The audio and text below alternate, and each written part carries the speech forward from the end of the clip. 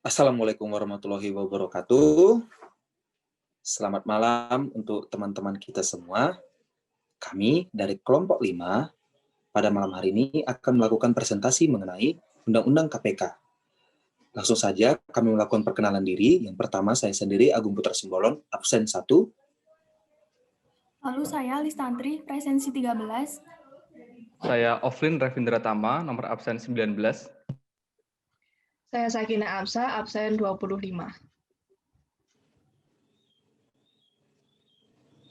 Nah, setelah kami melakukan perkenalan, langsung saja kita membahas 3 garis besar. 3 garis besar pada presentasi kami pada kali ini. Nah, yang pertama yang kami akan bahas ialah tentang pemberantasan korupsi menurut Instruksi Presiden Republik Indonesia Nomor 5 Tahun 2004 tentang percepatan pemberantasan korupsi. Yang kedua, lembaga penegak hukum dalam pemberantasan tindak pidana korupsi yang diatur dalam Undang-Undang Nomor 19 Tahun 2019 tentang KPK. Lalu yang terakhir, Perpres Nomor 54 Tahun 2018 tentang Strategi Nasional Pencegahan Korupsi.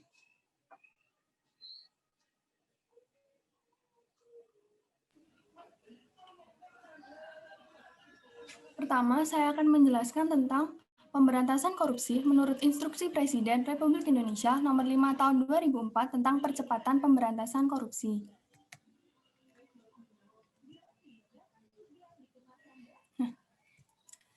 Impres Nomor 5 Tahun 2004 ini adalah sebuah instruksi dalam rangka percepatan pemberantasan korupsi yang ditujukan kepada Menteri Kabinet Indonesia Bersatu, Jaksa Agung Republik Indonesia, Panglima Tentara Nasional Indonesia, Kepala Kepolisian Negara Republik Indonesia, Kepala Lembaga Pemerintahan Non-Departemen, Gubernur, Bupati, dan Wali Kota untuk yang pertama, pejabat pemerintah yang termasuk dalam kategori penyelenggara negara sesuai dengan UU Nomor 28 Tahun 1999 yang belum melaporkan harta kekayaannya untuk segera melaporkannya kepada Komisi Pemberantasan Korupsi atau KPK.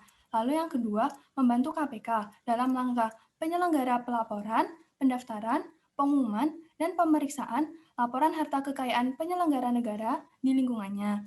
Lalu yang ketiga, membuat penetapan kinerja dengan pejabat di bawahnya secara berjenjang melalui penetapan target kinerja serta indikator kinerja.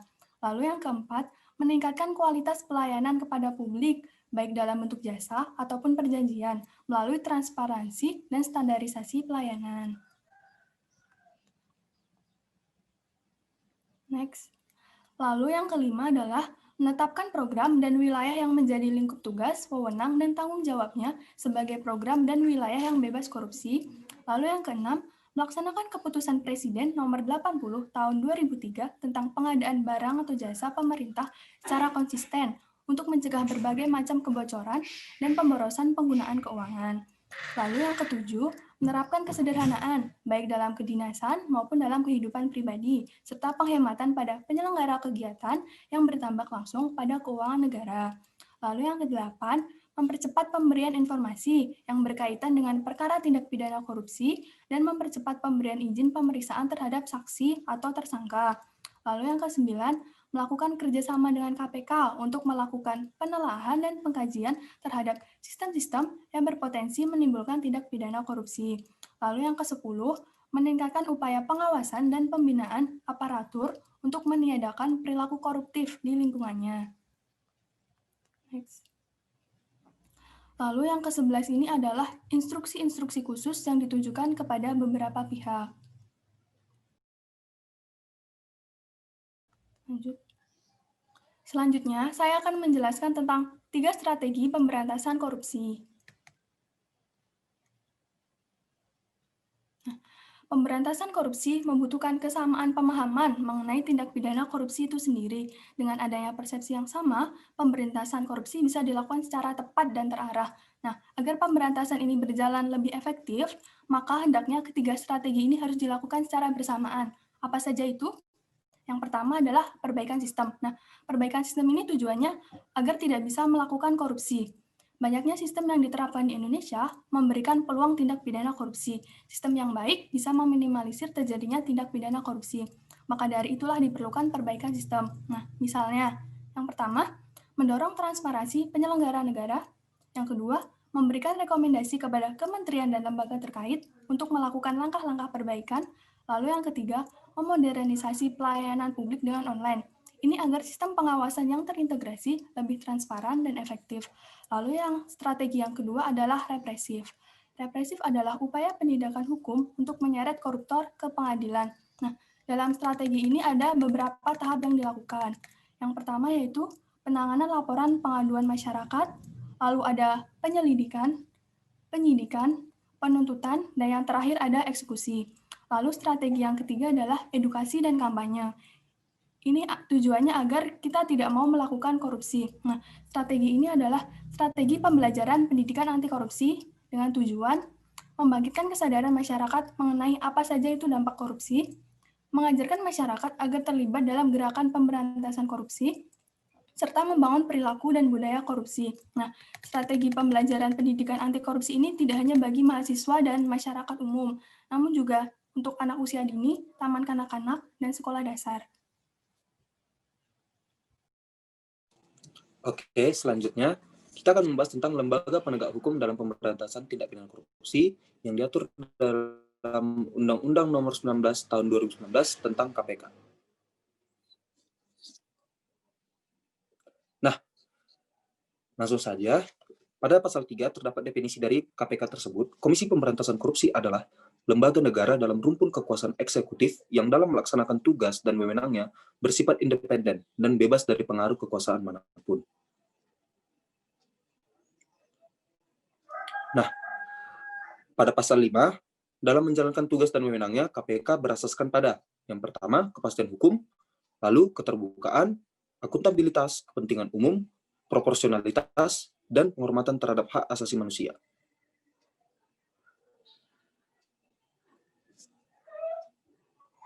Nah, pada pasal 6, Komisi Pemberantasan Korupsi bertugas melakukan yang pertama, tindakan-tindakan pencegahan sehingga tidak terjadi tindak pidana korupsi, koordinasi dengan instansi yang berwenang melaksanakan pemberantasan tindak pidana korupsi, dan instansi yang bertugas melaksanakan pelayanan publik, monitor terhadap penyelenggaraan pemerintahan negara, supervisi terhadap instansi yang berwenang melaksanakan pemberantasan tindak pidana korupsi, penyelidikan, penyidikan, dan penuntutan terhadap tindak pidana korupsi, tindakan untuk melaksanakan penetapan hakim dan putusan pengadilan yang telah memperoleh kekuatan hukum tetap. Pada pasal 7 dibahas wewenangnya. Dalam melaksanakan tugas pencegahan sebagaimana dimaksud dalam pasal 6 huruf A, Komisi Pemberantasan Korupsi berwenang.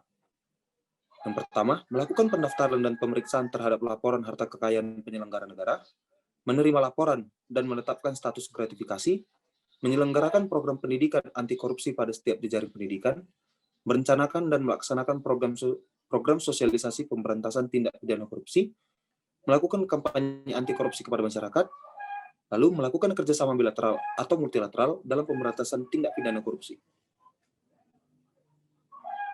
Dalam melaksanakan kewenangan sebagaimana dimaksud pada ayat 1, Komisi Pemberantasan Korupsi wajib membuat laporan pertanggungjawaban 1 kali dalam 1 tahun kepada Presiden, DPR, dan BPK. Oke, kita masuk pada pasal 8. Dalam melaksanakan tugas koordinasi sebagaimana dimaksud dalam pasal 6 huruf D, Komisi Pemberantasan Korupsi berwenang.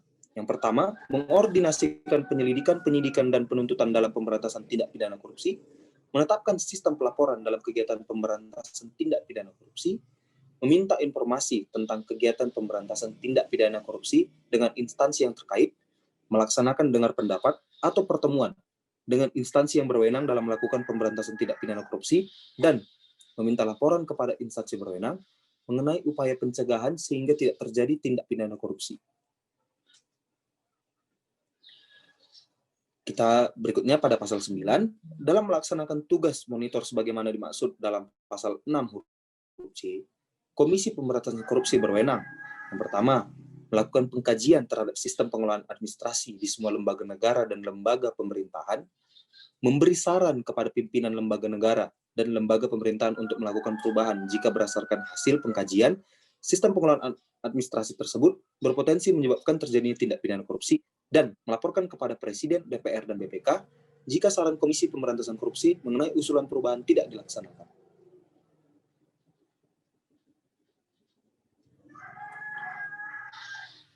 Pasal 10, Dalam melaksanakan tugas supervisi sebagaimana dimaksud dalam pasal 6 huruf D, Komisi Pemberantasan Korupsi berwenang melakukan pengawasan, penelitian, atau penelaahan terhadap instansi yang menjalankan tugas dan wewenangnya yang berkaitan dengan pemberantasan tindak pidana korupsi. Ketentuan mengenai pelaksanaan tugas supervisi sebagaimana dimaksud pada ayat 1 diatur dengan peraturan Presiden. Dalam melaksanakan wewenang sebagaimana dimaksud dalam pasal 10, Komisi Pemberantasan Korupsi berwenang mengambil alih penyidikan dan atau penuntutan terhadap pelaku tindak pidana korupsi yang sedang dilakukan oleh kepolisian atau kejaksaan.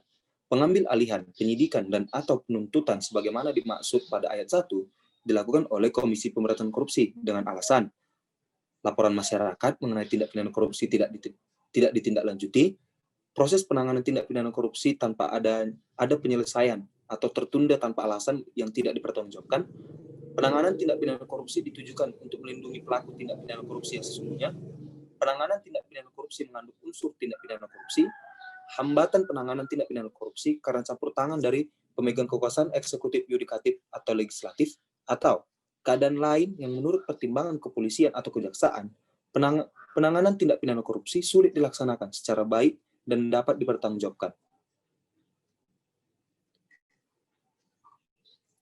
Dalam hal Komisi Pemberantasan Korupsi mengambil alih penyidikan dan atau penuntutan, kepolisian dan atau kejaksaan wajib menyerahkan tersangka dan seluruh berkas perkara beserta alat bukti dan dokumen lain yang diperlukan paling lama 14 hari kerja terhitung sejak tanggal permintaan Komisi Pemberantasan Korupsi. Penyerahan sebagaimana dimaksud pada ayat 3 dilakukan dengan membuat dan menandatangani berita acara penyerahan sehingga segala tugas dan kewenangan kepolisian dan atau kejaksaan pada saat penyerahan tersebut beralih kepada Komisi Pemberantasan Korupsi. Komisi Pemberantasan Korupsi dalam mengambil alih penyidikan dan atau penuntutan sebagaimana dimaksud pada ayat 1 memberitahukan kepada penyidik atau penuntut umum yang menangani tindak pidana korupsi. Oke, kita masuk pada pasal 11. Dalam melaksanakan tugas sebagaimana dimaksud dalam pasal 6 huruf E, Komisi Pemberantasan Korupsi berwenang melakukan penyelidikan, penyidikan, dan penuntutan terhadap tindak pidana korupsi yang pertama, melibatkan aparat penegak hukum, penyelenggara negara, dan orang lain yang ada kaitannya dengan tindak pidana korupsi yang dilakukan oleh aparat penegak hukum atau penyelenggara negara dan atau menyangkut kerugian negara paling sedikit 1 miliar rupiah. Dalam hal tindak pidana korupsi tidak memenuhi ketentuan sebagaimana dimaksud pada ayat 1, Komisi Pemberantasan Korupsi wajib menyerahkan penyelidikan, penyidikan, dan penuntutan kepada kepolisian dan atau kejaksaan. Komisi Pemberantasan Korupsi melakukan supervisi terhadap penyelidikan, penyidikan, dan atau penuntutan sebagaimana dimaksud pada ayat 2.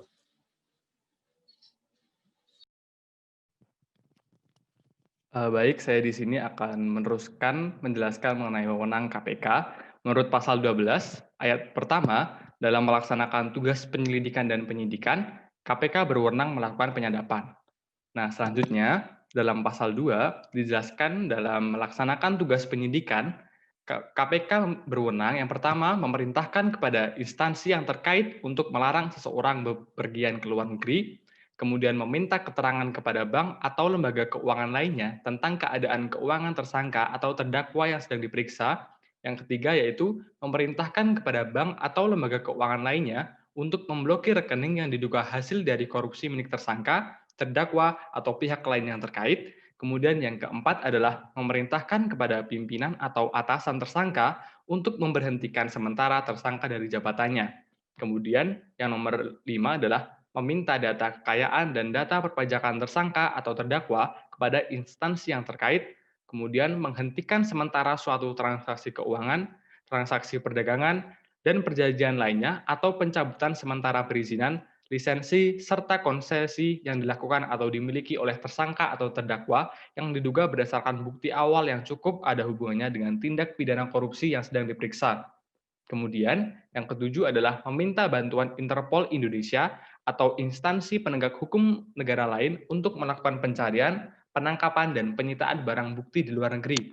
Dan yang terakhir adalah meminta bantuan kepolisian atau instansi lain yang terkait untuk melakukan penangkapan, penahanan, penggeledahan, dan penyitaan dalam perkara pemberantasan tindak pidana korupsi yang sedang ditangani. Nah, dalam melaksanakan tugas penuntutan tadi, Penuntut pada KPK melaksanakan koordinasi sesuai dengan ketentuan peraturan perundang-undangan. Kemudian dalam pasal 12B dijelaskan mengenai penyadapan. Yang pertama yaitu penyadapan dilaksanakan setelah mendapatkan izin tertulis dari Dewan Pengawas. Kemudian izin tertulis tersebut dilaksanakan berdasarkan permintaan tertulis dari pimpinan KPK. Kemudian Dewan Pengawas dapat memberikan izin tertulis paling lama 1 kali 24 jam terhitung sejak permintaan diajukan. Kemudian penyadapan dilakukan paling lama 6 bulan terhitung sejak izin tertulis diterima dan dapat diperpanjang 1 kali untuk jangka waktu yang sama. Lanjut, penyelidik dan penyidik melaporkan penyadapan yang sedang berlangsung kepada pimpinan KPK secara berkala. Dan yang terakhir adalah penyadapan yang telah selesai dilaksanakan harus dipertanggungjawabkan kepada pimpinan KPK dan Dewan Pengawas paling lambat 14 hari kerja terhitung sejak penyadapan selesai dilaksanakan. Lanjut. Kemudian wewenang KPK menurut pasal 13 yaitu dalam melaksanakan tugas untuk melaksanakan penetapan hakim dan putusan pengadilan, KPK berwenang melakukan tindakan hukum yang diperlakukan dan dapat dipertanggungjawabkan sesuai dengan isi dari penetapan hakim atau putusan pengadilan. Lanjut. Nah, sebagai lembaga negara, tentunya KPK memiliki kewajiban. Kewajiban KPK sendiri diatur dalam pasal 15. Yang pertama yaitu memberikan perlindungan terhadap saksi atau pelapor yang menyampaikan laporan atau memberikan keterangan mengenai terjadinya tindak pidana korupsi sesuai dengan ketentuan peraturan perundang-undangan. Kemudian memberikan informasi kepada masyarakat yang memerlukan atau memberikan bantuan untuk memperoleh data yang berkaitan dengan hasil penuntutan tindak pidana korupsi yang ditanganinya. Kemudian menyusun laporan tahunan dan menyampaikannya kepada Presiden, DPR, dan BPK. Kemudian menegakkan sumpah jabatan, menjalankan tugas, tanggung jawab, dan wewenangnya berdasarkan asas yang sudah dijelaskan Agung tadi dalam pasal 5. Kemudian yang terakhir adalah menyusun kode etik pimpinan dan pegawai Komisi Pemberantasan Korupsi. Nah, kita pasti bertanya-tanya dong, di mana sih tempat kedudukan dari KPK? Menurut pasal 19, KPK sendiri berkedudukan di Ibu Kota Negara Republik Indonesia, dan wilayah kerjanya itu meliputi seluruh wilayah negara Republik Indonesia. Sekian yang dapat saya sampaikan mengenai KPK. Untuk materi selanjutnya akan dilanjutkan oleh teman saya. Nah, kemudian kita akan membahas mengenai Perpres nomor 54 tahun 2018 tentang Strategi Nasional Pencegahan Korupsi. Nah, Stranas PK ini adalah arah kebijakan nasional yang memuat fokus dan sasaran pencegahan korupsi yang digunakan sebagai acuan kementerian, lembaga, pemda, dan pemangku kepentingan lainnya dalam melaksanakan aksi pencegahan korupsi di Indonesia. Kemudian ada aksi PK. Nah, aksi PK ini adalah penjabaran fokus dan sasaran Stranas PK dalam bentuk program dan kegiatan. Nah, aksi PK ini ditetapkan setiap 2 tahun sekali oleh Timnas PK. Kemudian Timnas PK ini adalah tim yang dibentuk untuk menyelenggarakan Stranas PK. Nah, terdiri atas Menteri Perencanaan Pembangunan Nasional, lalu Menteri Dalam Negeri, yang ketiga Menteri Aparatur Negara, yang keempat Kepala Lembaga Non-Struktural yang menyelenggarakan dukungan kepada Presiden dan Wakil Presiden dalam melaksanakan pengendalian program prioritas nasional dan pengelolaan isu strategis. Dan yang terakhir ada pimpinan KPK. Nah, kemudian ada tugas Timnas PK, yaitu ada 3. Yang pertama, mengoordinasikan, menyinkronisasikan, memantau, dan mengevaluasi pelaksanaan Stranas PK. Yang kedua, menyampaikan laporan capaian pelaksanaan Stranas PK kepada Presiden. Dan yang ketiga, mempublikasikan laporan capaian pelaksanaan aksi PK kepada masyarakat. Nah, wewenang Timnas PK ini adalah menyusun langkah kebijakan penyelesaian permasalahan dan hambatan pelaksanaan aksi PK. Nah, kemudian ini ada tujuan dari Stranas PK. Yang pertama ada memberikan arahan tentang upaya-upaya strategis yang perlu dilakukan oleh kementerian, lembaga, pemda, dan pemangku kepentingan lain untuk mencegah korupsi. Kemudian ada mendorong program pencegahan korupsi yang berorientasi pada hasil dan dampak, bukan hanya luaran kegiatan atau output dengan capaian yang terukur. Yang terakhir ada meningkatkan strategi sinergi antara program pencegahan korupsi dengan kebijakan pemerintah pusat, daerah, pemangku kepentingan, maupun dengan kebijakan strategis KPK. Nah, ini adalah fokus, tantangan, dan sasaran Stranas PK. Nah, upaya sinergi dalam rangka mencegah korupsi itu berfokus pada 3 hal. Yang pertama ada perizinan dan tata niaga, yang kedua ada keuangan negara, dan yang ketiga ada penegakan hukum dan reformasi birokrasi. Yang pertama kita akan membahas mengenai perizinan dan tata niaga. Nah, perizinan dan tata niaga ini menjadi fokus karena bersentuhan langsung dengan masyarakat dan pelaku usaha. Korupsi di perizinan menghambat kemudahan berusaha dan investasi, pertumbuhan ekonomi, serta lapangan kerja. Kemudian untuk korupsi di tata niaga, berdampak pada biaya ekonomi tinggi pada komoditas pokok, sehingga menjadi beban terutama bagi masyarakat golongan ekonomi lemah. Nah, teman-teman, ini adalah tantangan dan sasaran dari yang tadi, bisa dibaca sendiri ya teman-teman. Kemudian yang kedua, keuangan negara. Nah, pengelolaan keuangan negara pada prinsipnya itu menyangkut 2 sisi utama, yakni penerimaan dan belanja. Nah, korupsi pada sisi penerimaan negara menjadi fokus karena berdampak pada tidak tercapainya target penerimaan negara, serta pelayanan publik dan pembangunan menjadi tidak optimal dan tidak tepat sasaran. Kemudian korupsi pada sisi belanja, terutama pada proses perencanaan, penganggaran, pengadaan barang dan jasa pemerintah, berdampak pada tidak tercapainya target pembangunan nasional. Nah, ini juga tantangan sasarannya, bisa dibaca sendiri. Nah, dan yang terakhir ini ada penegakan hukum dan reformasi birokrasi. Nah, penegakan hukum dan reformasi birokrasi menjadi fokus karena korupsi terkait penegakan hukum dan birokrasi sangat mempengaruhi tingkat kepercayaan publik kepada negara. Nah, dan ini adalah tantangan dan sasarannya. Baiklah, teman-teman sekalian, kami telah menyampaikan presentasi kami tentang Undang-Undang KPK dan aturan terkait lainnya. Nah, sebelum kami akhiri, tentu saja kami akan memohon maaf apabila terdapat kesalahan dalam penyampaian maupun materi yang kami paparkan.